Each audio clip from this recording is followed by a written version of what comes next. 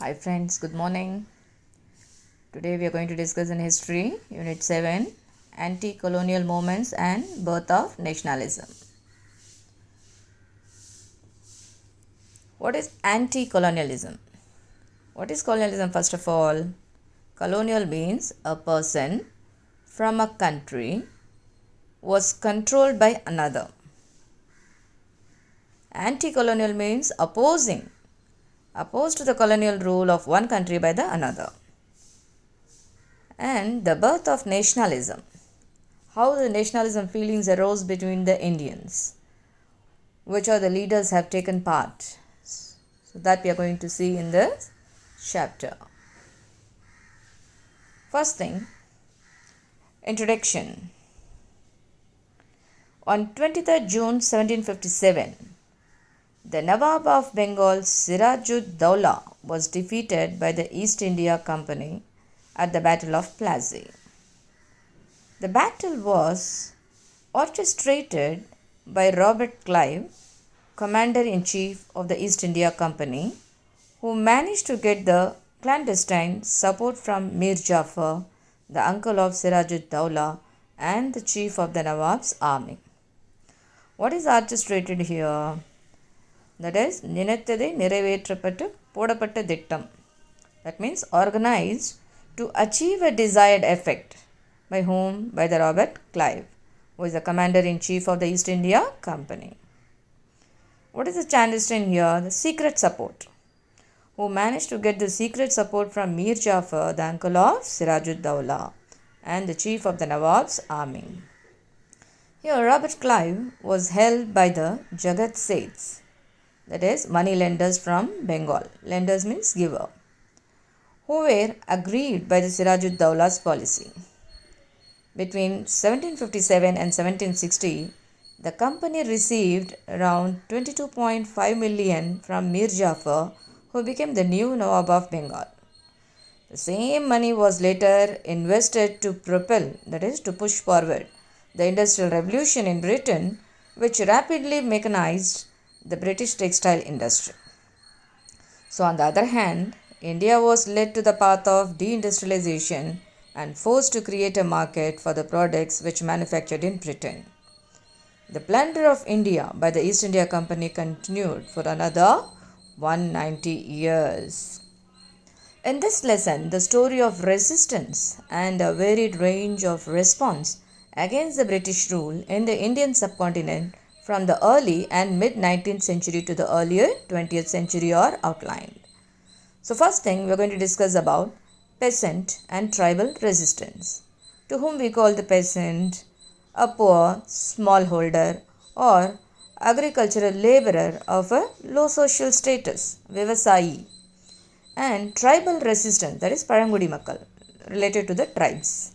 Olden days, ancient people, those who followed. So while the urban elite of India was busy responding to the Western ideas and rationality by engaging in various socio-religious reform movements, a far more aggressive response to the British rule emerged in rural India. The traditional elite and peasantry, along with the tribals, revolted. They were not necessarily seeking the removal of British, but rather the restoration of the pre-colonial order. So there were nearly 100 peasant uprising during the British rule. So they can be classified into the following categories. A. Restorative rebellions. Restorative means re-establishing. So that rebellions. Now we are going to see the first point. On the whole, it's a 4 points of view. Restorative rebellions, religious movements, social banditry and mass insurrection. The first one is restorative rebellions.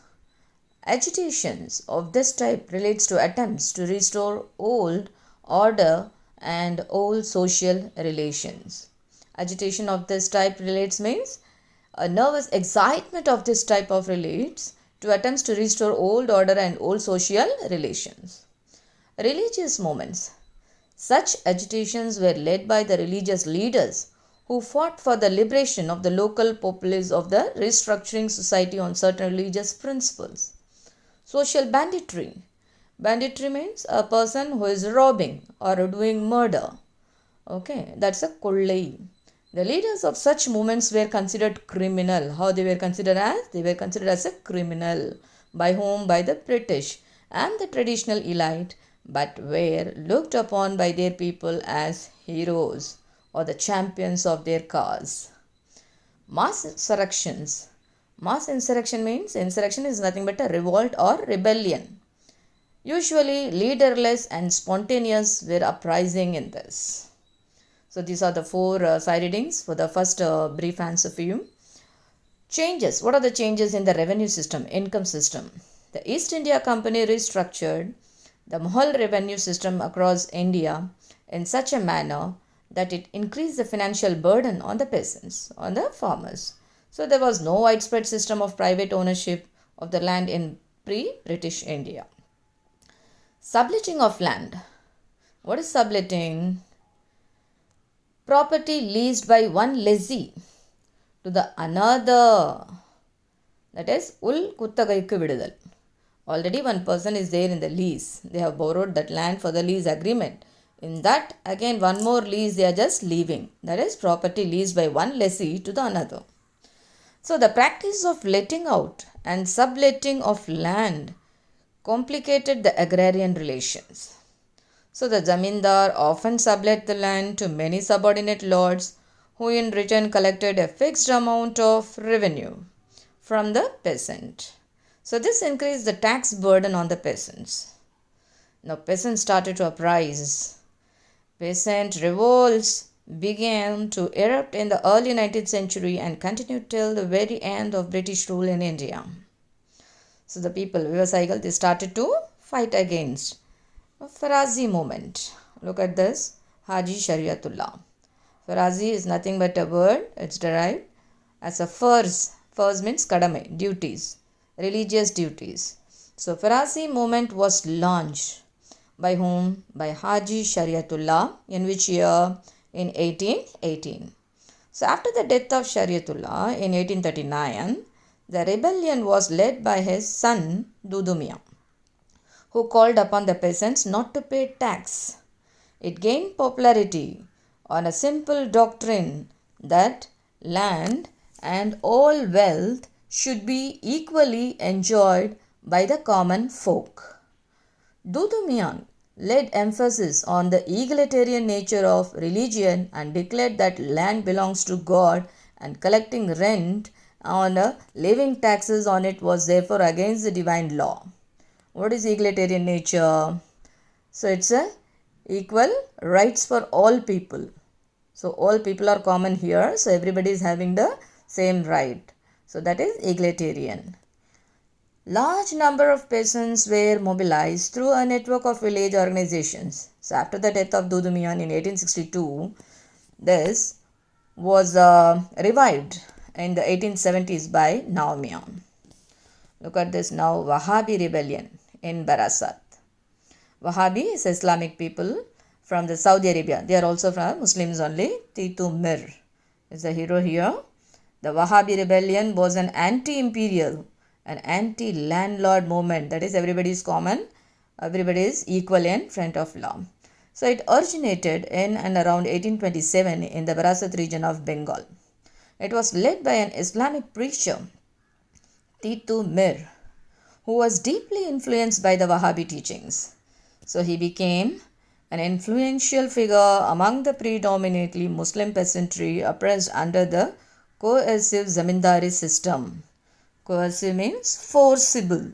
Under the forcible zamindar system, Titu Mir was deeply influenced here by the Wahhabi teachings. This is tribal uprising. Tribal means a group of people, men and women from the olden days, how they were followed. So this tribal resistance was therefore a response against those who either introduced changes in the peaceful tribal life or took undue advantage of the innocence of the tribal people. So here under the colonial rule, for the first time of Indian history, government claimed a direct proprietary right over the forest. Now look at the coal revolt. Coal is nothing but an influence. What is the expansion of coal? A key opinion leader. Coal is nothing but a key opinion leader. So one major tribal revolt, the Kol uprising of 1831 to 32, took place in Chotanagpur and Singhbhum region of present-day Jharkhand and Odisha under the leadership of Bhindrai and Singrai. So the Raja of Chotanagpur had leased out to money lenders, money givers, the job of revenue collection. The usury, that is the practice of lending money at unreasonably high rates of interest. So usury and forcible eviction of tribals from their land led to the resentment of the Kols. So here the initial protest and the resistant Kols was in the form of a plunder, that is stealing goods from a place or a person, setting fire to the property, arson, and attacks on the properties of outsiders. So this was followed by the killing of moneylenders and merchants. So the tribal leaders adopted varied methods to spread their message, such as the beating of drums accompanied by a warning to all outsiders to leave. The British suppressed the rebellion with great violence. Which rebellion? The Kol Revolt. Now the next is Santhal Hul insurrection. Insurrection is nothing but a rebellion or revolt we used to call. Santhal people, a member of a large indigenous group living mainly in the eastern India. The same like Munda rebellion is also there. They belong to the east central India. So here Santhal Hul insurrections, how they fought against the British. Now outbreak. Around 1854, activities of social banditry. Bandit means what we have told you already. The people who is robbing or the murdering people. Okay. Around 1854, activities of social banditry led by a person named Bir Singh was reported from different places. These were directed against Mahajans and traders. Look at that, Sidhu and Kanu. So it's a divine message. They are just getting Mahajans and the traders. In 1855, two Santhal brothers, Sidhu and Kanu, proclaimed that they had received a divine message from the God asking them to lead the rebellion. So here by July 1855, the rebellion has taken the form of an open insurrection against the Mahajans, the Jamindars and the British officials. So the act which formed the territory into separate divisions called Santhal Pargana divisions. So this has been taken out, about to end. Munda rebellion, one of the prominent tribal rebellions of this period occurred in Ranchi. It is known as Ulugulan rebellion, great tumult. The Mundar people were familiar with the cooperative or collective farming known as Kuntkati, that is joint holding land system. So here it was totally eroded by the introduction of private ownership of the land and the intrusion of merchants and moneylenders. The Munda people were also forcefully recruited as indentured laborers to the work on the plantations. Now we are watching the Great Rebellion, the Great Revolt of 1857. In 1857, British rule witnessed the biggest challenge to its existence. Initially, it began as a mutiny, rebel, Kalagam. Mutiny of Bengal Presidency, sepoys, but later expanded to the other parts of India, involving a large number of civilians, especially peasants. The events of 1857-58 are significant for the following reasons. What is the reason? This was the first major revolt of the armed forces accompanied by the civilian rebellion. It was the first revolt has been taken by the Indians to send out the British people. So the revolt witnessed unprecedented violence perpetrated by both the sides, illegal action carried out by both the sides. So the revolt ended the role of the East India Company and the governance of the Indian subcontinent was taken over by the British Crown. Now what are the causes? Annexation policy of British India. In the 1840s and 50s, more territories were annexed through the two major policies. One is the doctrine of paramountcy and the doctrine of lapse. The doctrine of paramountcy, that is supremacy, that is extreme power. They are the supreme one. So British claim themselves as a paramount. They are very great and exercising supreme authority. So they are the very most important person, like that they acted. So new territories were annexed on the grounds that the native rulers were inept. They were corrected. So the doctrine of lapse. Doctrine of lapse is nothing but it's an annexation policy applied by the British East India Company in India until 1859. This policy has been applied by the British East India Company in India until 1859. So, if a native ruler did not have male heir to the throne, that is, no male kings or their sons are not available to the throne, the territory was to lapse, where has to go into the British India upon the death of the ruler. After the death of the king, straight away that ruling capacity places will go to under the British. Like that, Satara, Sambalpur, parts of the Punjab, Jhansi and Nagpur were annexed. By whom? By the British through the doctrine of lapse. Because of this policy applied by the British East India Company, after the death of the ruler, automatically the entire kingdom, the empire will go under the British. Insensitive to the Indian cultural sentiments. Insensitivity to Indian culture sentiments. This is the second point of view in the causes. In 1806, the sepoys at Vellore, they mutinied against the new dress code, which prohibited by the Indians from wearing religious marks on their foreheads. Everybody, Muslim and non-Muslim, everybody has to just wearing of religious marks on their foreheads and having whiskers on their chin, while proposing to replace their turbans with a round hat. What they have prohibited? They have prohibited. What they have prohibited?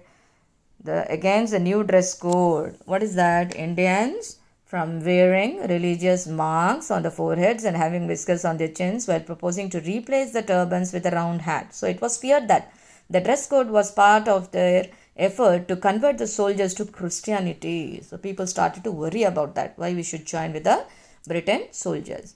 So similarly, in 1824, the sepoys at Barakpur near Calcutta refused to go to Burma by sea, since crossing the sea meant the loss of their caste. So the sepoys were also upset with the discrimination in salary and promotion. Indian sepoys were paid much less than their European counterparts. So they felt humiliated, embraced, that is, make someone feel ashamed and foolish by doing their inhabited. So embraced and racially abused by their seniors. So now the revolt, how the revolt has been taken out. The precursor, that is forerunner to the revolt, was the circulation of the rumors about the cartridges, the bullets of the new Enfield rifle. There was a strong suspicion that the new cartridges had been greased with the cow and pig fat. So the cartridges had to be bitten off before loading. Pork is forbidden to the Muslims and the cow is sacred to a large section of the Hindus people. So both of them are refusing to use the cartridges. On 29 March, a sepoy named Mangal Pandey, who assaulted his European officer, that is, he just murdered the European officer. His fellow soldiers refused to arrest him when ordered to do so. So Mangal Pandey, along with others, were court-martialed and hanged. So he was put into hang after the death of one of the European officers killed by the Mangal Pandey. So this only fueled the anger, and in the following days there were increasing incidents of disobedience, burning and arson were reported from the army cantonments in Ambala, Lucknow and the Meerut. So here the Bahadur Shah, who proclaimed as Emperor of Hindustan. On 11 May 1857, a band of sepoys from Meerut marched to the Red Fort in Delhi. The sepoys were followed by an equally exuberant crowd who gathered to ask the Mughal emperor. Now look at this map. Important centers of the Great Rebellion 1857. It's an important map for you. These are the places: Ambala, Meerut, Delhi, Bareilly, Agra, Lucknow, Kanpur, Gwalior, Jhansi, Allahabad, Banaras, Barakpur. So these are the places that have been affected during the Great Revolt. Emperor Bahadur Shah II to become their leader. So, after much hesitation, he accepted the offer and was proclaimed as the Shahinshah e Hindustan, the Emperor of Hindustan. So, soon the rebels captured the northwestern province and Awadh. As the news of the fall of Delhi reached the Ganges Valley, cantonment after cantonment mutinied, rebelled, till by the beginning of the June, British rule in North India, except in Punjab and Bengal, had disappeared. Look at this, hanging the rebels in a public place, how the people started to get punishment, how the British people gave the punishment to the people, hanging the rebellions in public place. Look at this, blowing witness, sipais from the guns. Now we are going to see the causes of failure. There is hardly any evidence to prove that the rebellion of 1857 was organized and planned. It was spontaneous. However, soon after the siege of Delhi, there was an attempt to seek the support of the neighboring states. Besides a few Indian states, there was a general lack of enthusiasm among the Indian princes to participate in the rebellion. So the Indian princes and zamindars either remained loyal or they were fearful of British power. Those involved in the rebellion were left with either little or no sources of arms and ammunition. So the emerging English educated middle class too did not support the rebellion. In the end, the rebellion was brutally suppressed by the British army. The rebel leaders were defeated due to the lack of weapons, organization, discipline, and betrayal by the aides. So here, Delhi was captured by the British troops in late 1857. Bahadur Shah was captured and he was transferred to Burma. India becomes a crown colony. The British Parliament adopted the Indian Government Act in November 1858. Please make a note, important.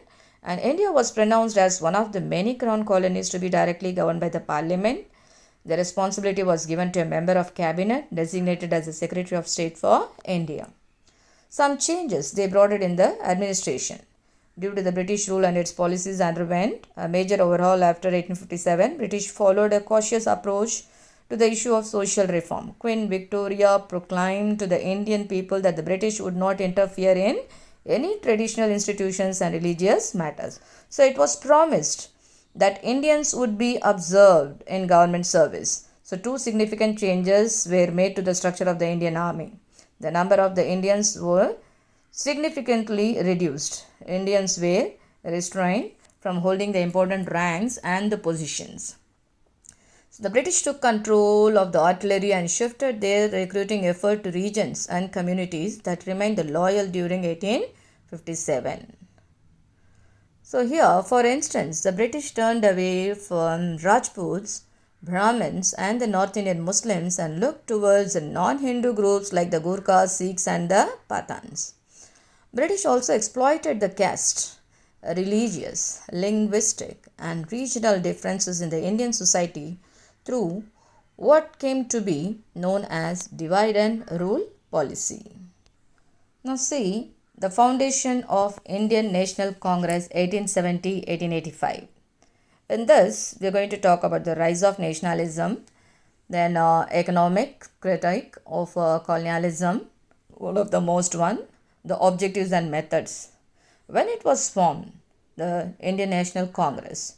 The formation of the Indian National Congress in 1885 was intended to establish an all-India organization. It was the culmination of attempts by groups of educated Indians politically active in three presidencies, which are the area Bombay, Madras and Calcutta. A. O. Hume, who lent his services to facilitate the formation of the Congress. Umesh Chandra Banerjee was the first president in Indian National Congress in the year 1885. Now look at the partition of Bengal. Partition of Bengal in 1905 was the most unpopular of all. The partition led to the widespread protest all across India, starting a new phase of the Indian national movement. The idea of partition was devised to suppress the political activities against the British rule in Bengal by creating a Hindu-Muslim divide. What is that in Hindu-Muslim divide? It was openly stated that the objective of partition was to crucial Bengali influence and weaken the nationalist movement. So by placing the Bengal under two administrative units, Lord Curzon, who reduced the Bengali-speaking people to a linguistic minority in a divided Bengal. Curzon assured the Muslims that in the new province of East Bengal, Muslims would enjoy a unity which they never enjoyed since the days of the Mughals. So instead of dividing the Bengali people along the religious line, partition united them. So the growth of the regional language newspapers played a role in building a sense of proud Bengali identity. Now look at that anti-partition movement. With the failure to annul the partition, moderate leaders were forced to rethink their strategy and look for a new techniques of protest. The boycott of British goods was one such method. The day Bengal was officially partitioned, as on 16th October 1905, was declared as a day of mourning. Thousands of people took bath in the Ganga and marched on the streets of Calcutta singing Bande Mataram. So, what are that boycott and Swadeshi movement in Bengal? So, those were not using the products. Arave Purakanikarna we called as a boycott. And Swadeshi were always interlinked to each other and part of the wider plan to make India self-sufficient. So, four major trends can be discerned during the Swadeshi movement in Bengal. One is the moderate trend, constructive Swadeshi, militant nationalism, revolutionary terrorism. This is the Swadeshi movement, constructive Swadeshi. This programs largely stressed upon self-help.